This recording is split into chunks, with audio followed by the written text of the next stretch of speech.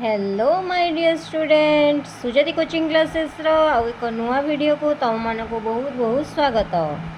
काली मु तुम मानक जो गुणन विषय रे जो प्रॉब्लम सॉल्विंग वाला मैथ बा धारा अंक को मु बुझाऊली से जिनसटा को आज मु आउ थे तुम मानक डिस्कस करुच्ची। जैसे क्वेश्चन कौन देती ना गोटे पाउरुटी फैक्ट्री रे दिन को 7470 पाउरुटी तैयारी हेले जून मासरे केतोटी पाउरुटी मोट तैयारी हेबो। ताले हमें केमिति बाहर करबा पिला ना गोटे दिन रे तो एतिकी तैयारी होउची जून मास। ताले जून मास केते दिन जानिले सिना सेतिकी दिन रे हमें केते पाउरुटी तैयारी होउची बोली हमें जानिबा। तेबे चलो नुआ वीडियोटा को आज माने स्टार्ट करबा एवं ए जो धारा अंकटा को हमें माने सॉल्व करबा। बुझी पारिलो? देखो गोटे पाउरुटी फैक्ट्री रे दिन को पाउरुटी तैयारी हुए 7470। तेबे जून मासरे केते तैयारी हेबो? जून मासटा हमर केते दिन? 30 दिन। तेबे एठी लिखिबा तेबे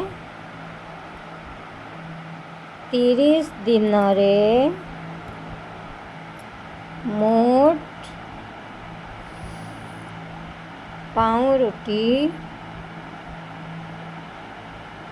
तैयारी हेबो समान 7470 गुणन 30। शून को जेकोसी संख्यार गुणला माने शून हुए मुझे दिन कही 3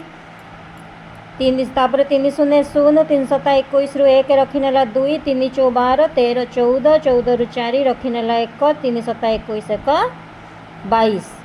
ताले मिसेले केते होई जिवा हमर एतिकी अते जून मासरे एतिकिटी पाउरुटी तैयारी हेबो। बुझी पारलो? तेबे हरण आम मैंने नेक्स्ट क्लास रे डिस्कस करवा। आज एतिकी जो बुझेली एटा को भल भाव बुझ एवं नेक्स्ट क्लास रे मु आउ तुम मानकु हरण प्रक्रिया शिखेबी। बुझी पारिलो?